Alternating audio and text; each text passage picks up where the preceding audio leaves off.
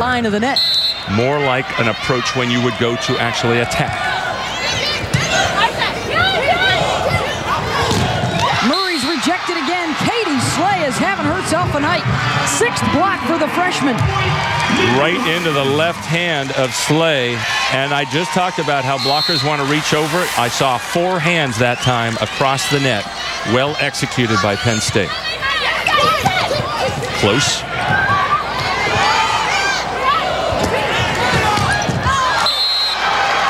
Coach, do you worry about Murray getting 50% of the swings, or you just ride the All-American? She's taken 31 swings out of 63. It's so readable that Penn State can set up a better block, and that's why Murray's having trouble right now. And it's a 5-0 run for Penn State. The deficit into the 2-point advantage. Cal trying to win its first championship. This is the 4th year in a row they are facing Penn State in the tournament. They've been swept the 3 previous occasions, and Penn State has gone on to win the last 3 national titles. Well, Sunday night, ESPN2 has a couple of ranked women's basketball teams for you, with number 2 Stanford and number 6 Tennessee. It's at 7 Eastern on ESPN2. It's all part of Holiday Hoops, presented by Kay Jewelers. Sunday night at 7 Eastern. How about that lineup of women's hoops tomorrow on the family of networks? Stanford, Tennessee, and UConn, Ohio State, all in the top 10. The Penn State freshmen were spectacular, Coach, in the semis, and they are awfully good again tonight. Look at the numbers for McClendon, Slay, and Scott. And the coaching staff said, we have not had all 3 of our freshmen going together all year long. What timing by them in the semis and now so far in the NCAA finals. It has been a learning process for both the players and the coaches. You know, Russ Rose likes to say over the course of this 3-year run, most times I'd look across the net and I wouldn't want to trade for anybody. They wouldn't have anybody that could start for us. This year, I see a lot of people over there that could start for us. And he says, you know, freshmen do some strange things. You can't always depend on what they're going to do. And they have done some. In fact, in the early rounds, we saw McClendon having to get pulled out in the regional semifinals. And then Scott in the regional finals. But all 3 on track so far here. They are responding to the challenge of trying to get the seniors that 4th championship in a row and get there first, as Murray uses the block for the kill. Cal back within 1. But Cal again going to Murray. It's becoming a very predictable offense. Penn State can set up a block pretty well on that. They know where it's going over half the time. McClendon, an absolute cracker. In the semis, she had 11 kills, 0 errors out of 15 attempts, hit 737. Again tonight, hitting very effectively, almost 500. A dozen kills to lead everyone in the match.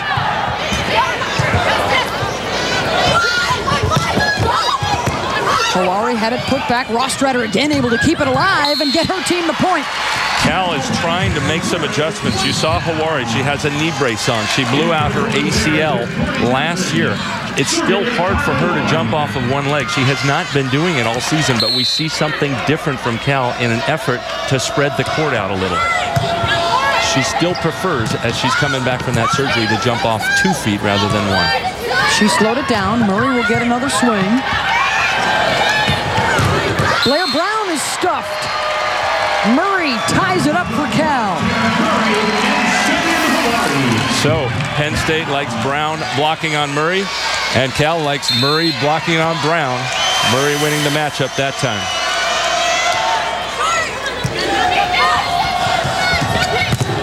Ariel Scott, another point for a freshman for Penn State.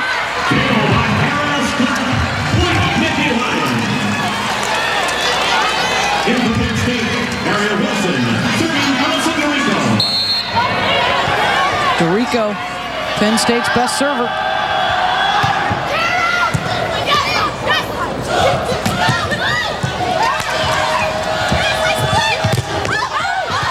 Scott, and the block gets it down for Cal. Penn State had a chance to go for it and let it drop. Strong block by Corey Johnson there with her right hand, and Penn State making an error. If you have an easy play and you don't know whether it's in or out, you have to play that ball. Do never, ever depend on the linesman to make the right call. We know some other teams in this tournament who have learned that lesson. Karcher sounding very John McEnroe in that assessment. Sometimes it's hard to see and make it right. There's talk about something like in tennis, bringing a computerized replay system into volleyball. Got to get to 25, win by 2. 7th kill for Wilson. The seniors making plenty of noise tonight for Penn State. Murray out of the back row.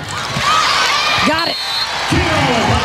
Nice adjustment by Murray. She normally likes to hit that way back toward her left, and McClendon was leaning that way in the back court. So instead, Murray hit it straight down the middle. She saw some open space. A nice pass by Dorico. Wow. That was a good serve. Deceptively short, but Dorico makes that play happen. You don't get a lot, the liberos often don't get credit for that, but you have to have a good pass right on the money, and then Wilson gets the one-on-one hitting situation. Corey Johnson got it. She's the one who's more effective off jumping off one leg. That time again using the outside hand of the blocker. I think Cal needs to do more of that to spread the block out. Johnson hits toward one sideline, Murray toward the other. McClendon blocked. And Cal has a set point.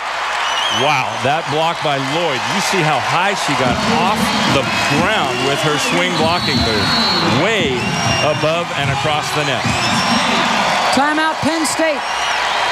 This is the 5'11" setter who is also the active blocks leader in Pac-10 play. Watch, she turns, gets her head over the net. She was not doing that in previous years, but she's made big adjustments to her game to take advantage of the athleticism that she has.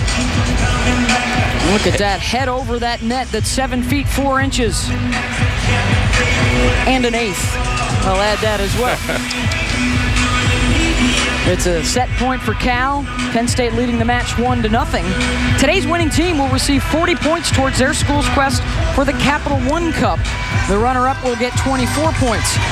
It's 13 men's and women's sports that are represented in the new award, and the final standings are calculated by the NCAA Division I Championships and final official coaches polls.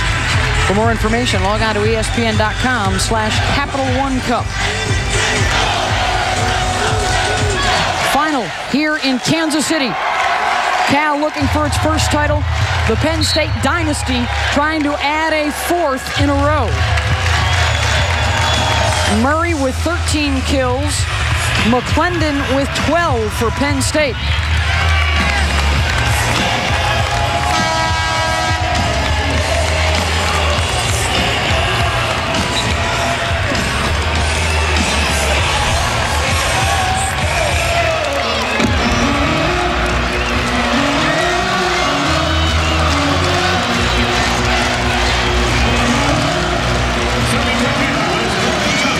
Johnson for the second set.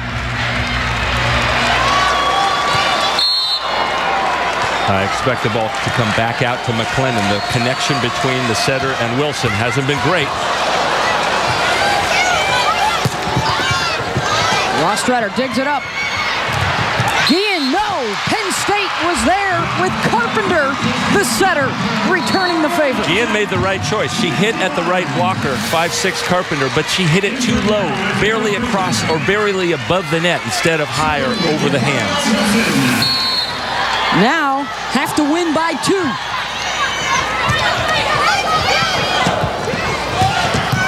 Better choice. She hit it high that time. Uh-oh, over the net. Lloyd, the National Player of the Year, comes up with a big play. That was huge. That pass was far too close, going over, but Lloyd saving it.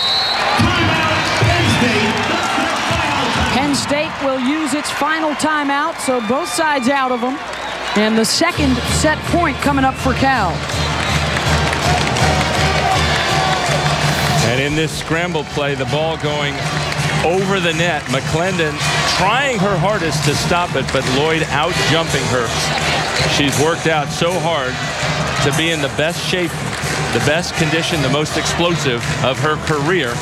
She knows she only has this last season to try to live up to wanting that title before she leaves Cal. She promised her teammates she wasn't going to go without one, and she has made the play to get them both set points. And it's interesting because both coaches we saw at about the middle of this set holding off their timeouts. They got to use them late exactly when they would want them to calm down. In Penn State's case, a setter who's just learning the position the last 3 months.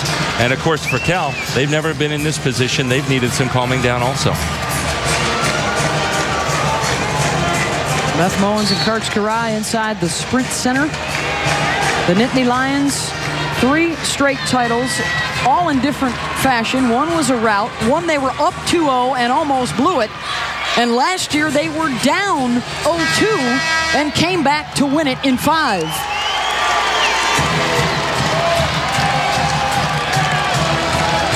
They took the opening set 25-20.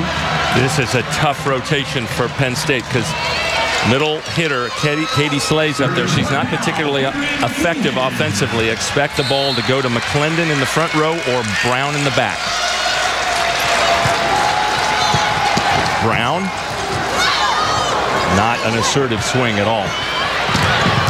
Another big rejection by the freshman. That time we saw Murray make a mistake. She hit it at the 6-6 Slay instead of the 5-6. Look at these 2 blockers here.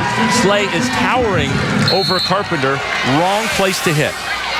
7 blocks for her. Uh-oh. Boy, Lloyd made another huge play for Cal on the block.